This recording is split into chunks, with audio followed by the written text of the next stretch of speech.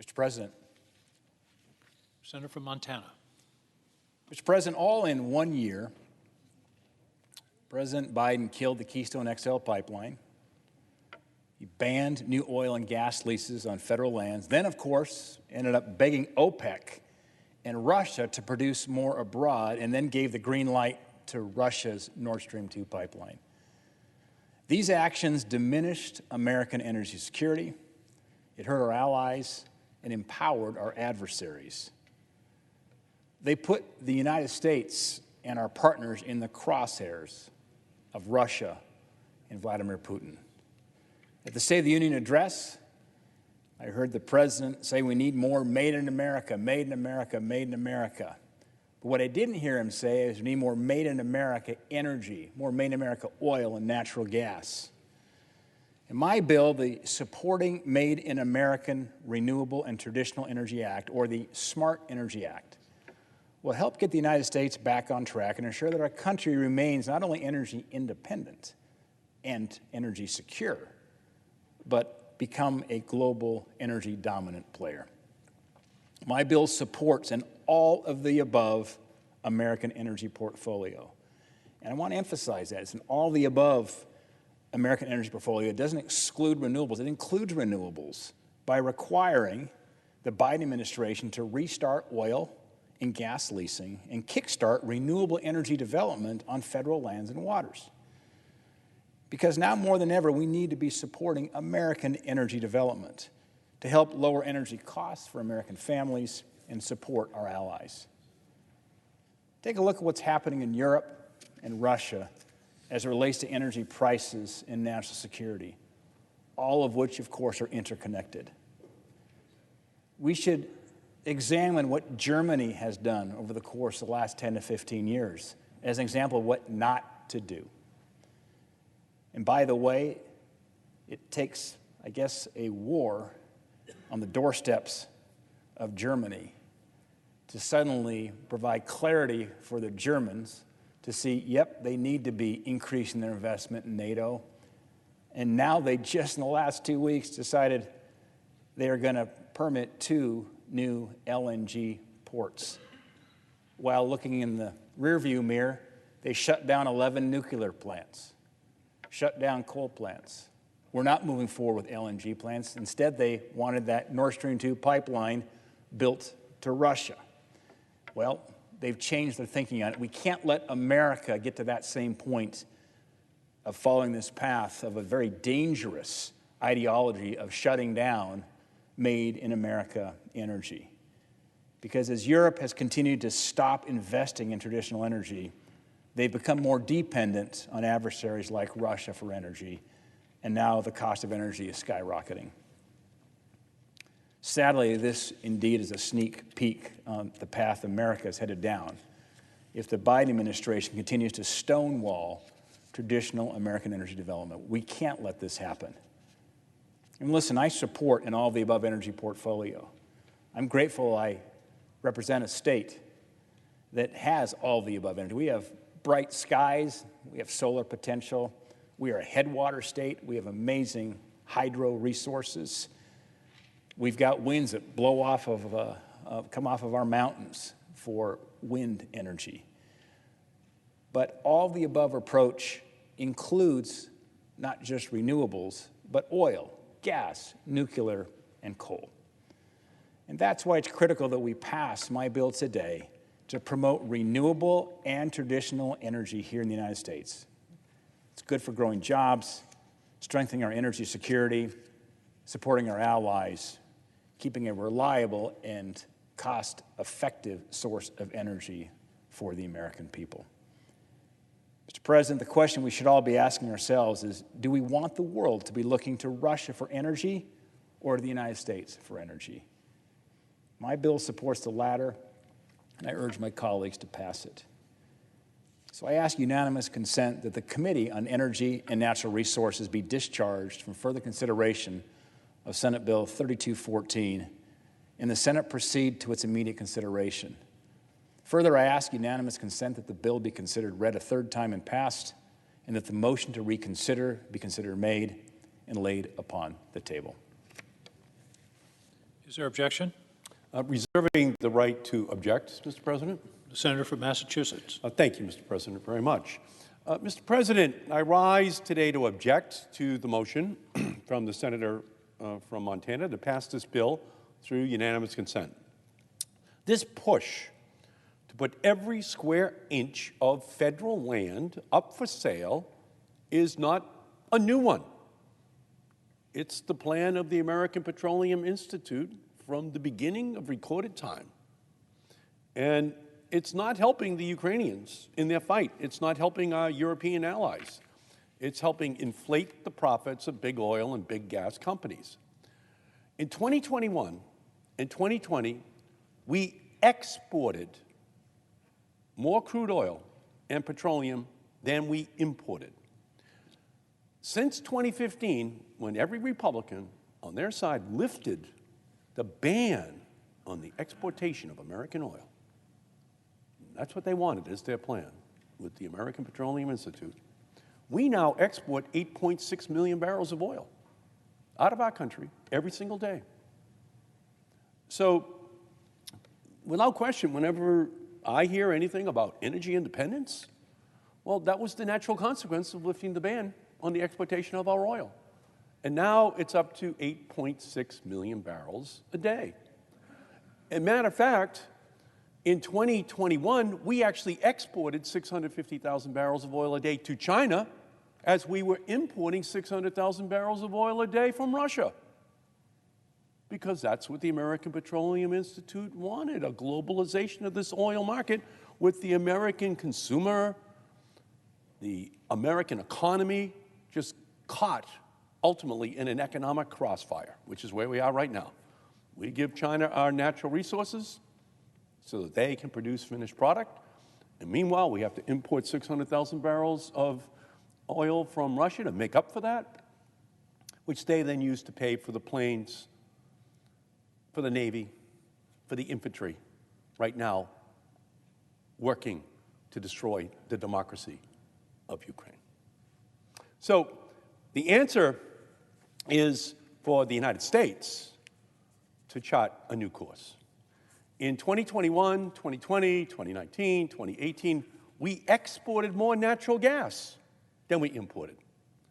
We don't have a fossil fuel supply problem in the United States at all.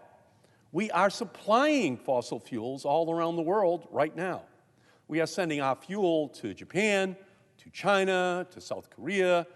Fossil fuel companies are sending their products anywhere they can get the highest price, raising costs for all of us at home. And by the way, again, understand, that's the key. Once they get it out of the United States and put it on a ship, natural gas or oil, they then get the highest price in the world for it. But they leave behind less oil and natural gas in the United States. And with that diminished supply, that leads to an increase in prices for consumers, for home heating oil, for gasoline, for natural gas to heat their homes. That's been their plan. 2015, lift the ban on the exportation of American oil and natural gas. But still, they're unfinished. And they want to be able to drill and frack every single inch of our national forests, our public lands, our coastlines. They want to add to their stockpiles of leases that they're squatting on already. And here are the numbers. It's absolutely astounding. And again, it's all part of the American Petroleum Institute's control of our domestic and foreign policy. Right now, onshore, in our forests and fields and plains, 53% of all the leases that the American Petroleum Institute, Exxon, Chevron, you name it, already has one. And by the way, it's $2 an acre. $2 an acre. They're not drilling on it. And they've had those leases for 5 years, for 10 years, for 15 years, for 20 years. And then we hear from the American Petroleum Institute, we need more land that you will lease to us on public lands that we can buy for a couple of bucks. And we promise we'll start drilling on it, but just give us more land, even though they already have an area the size of Indiana that they have bid for and now, from the American people on public lands, have the right to drill. But they're not doing it. Offshore is even worse. On our pristine coast, from Maine to Florida, 77% of the existing leases which the American Petroleum Institute have, they haven't even drilled on them yet. They're sitting there. And yet they're coming here and saying, we need even more that we can get at this bargain basement price of a couple of bucks an acre, because that's their business plan. And it's just so disingenuous for the American Petroleum Institute to just continue to try to exploit crises while themselves not doing their own job, because it's inconsistent with the huge profit-making goals which they have.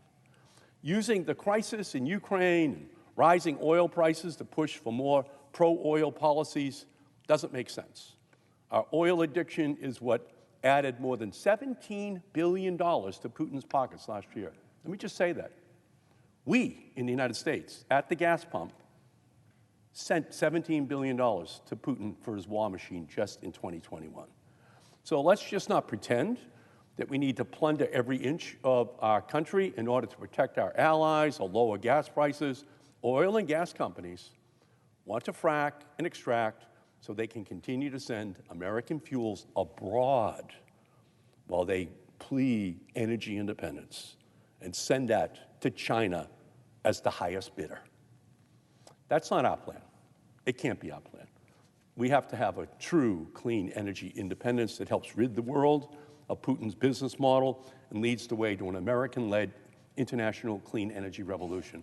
The Republicans right now are blocking the clean energy package that we have in the United States Senate. For every 16 million all-electric vehicles we deploy, we back out the equivalent of all the oil we import from Russia. And then the next 16 million would back out all of the oil we import from Saudi Arabia. That's a plan for young people in our country, young people around the world. If we do that in coordination with our allies, that destroys long-term the business model of the Russia, Middle Eastern nations that have us addicted to their oil. So I just think that we're at a critical time, and we need big plans. But one of them cannot be that we're saying to the oil industry that you can exploit this crisis.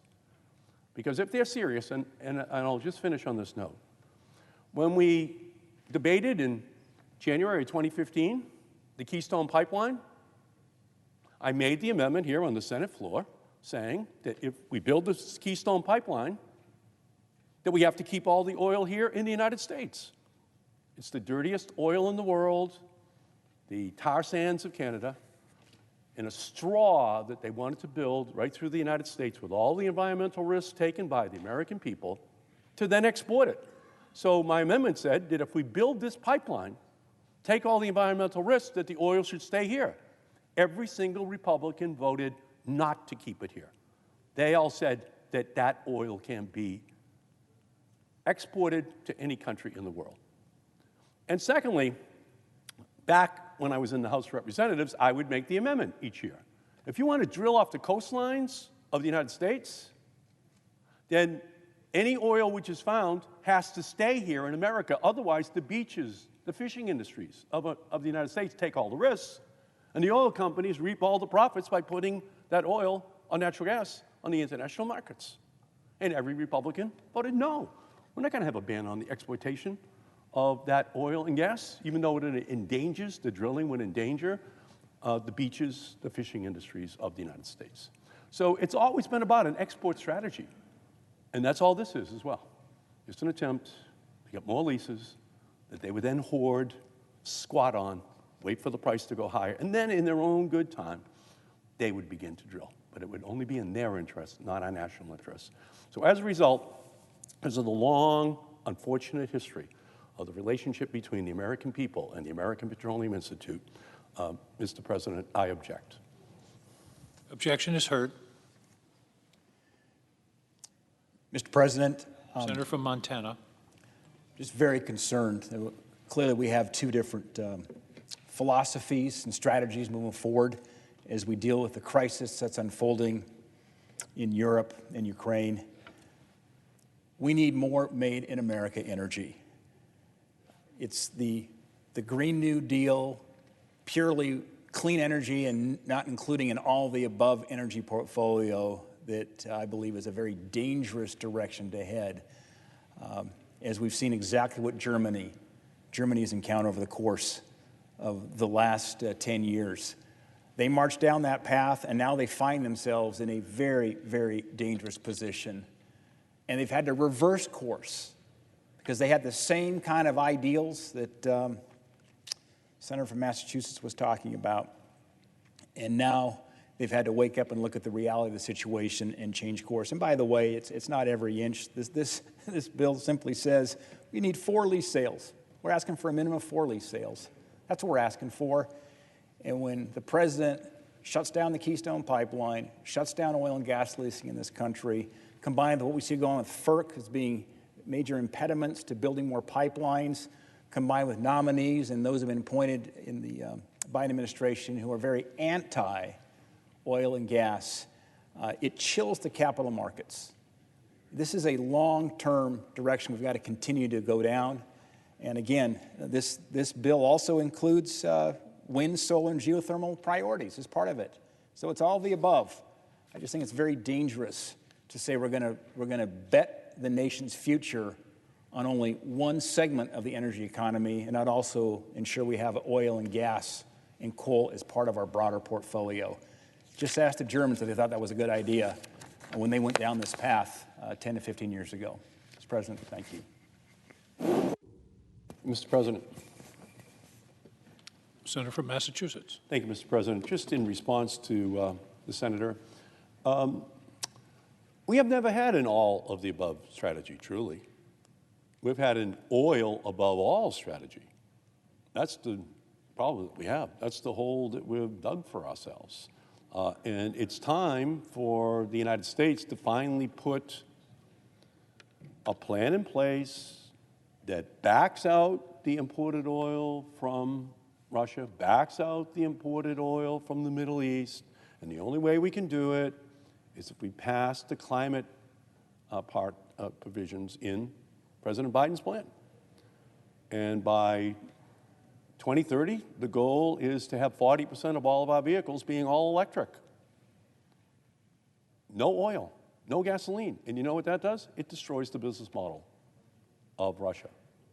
It destroys the business model of the countries in the Middle East that need that petrodollar from the American consumer in order to fund all of their nefarious activities. Germany is going 65% all-electric vehicles by the year 2030, 9 years from now, 65% all-electric. So if we put this together, and we're serious about it right now, we will destroy the long-term threat fueled by our own addiction to energy, Europe's addiction to fossil fuels. And it will just send us on a clean energy future. But in order to do it, we need a true all-of-the-above strategy, not oil above all. That's how we got here. And if we're going to do it, we have to pass that comprehensive clean energy package out of the Senate this year and put it on President Biden's desk. That will scare Putin and his cronies vacationing in Sochi. That will put a fear into the hearts of the oil monarchs of the Middle East, because they will know once and for all that we are serious about not allowing our American consumer dollars to fuel conflicts around the world. So again, Mr. President, I appreciate the time and I yield back. And the presence of a quorum. Clerk will call the roll. Ms. Baldwin.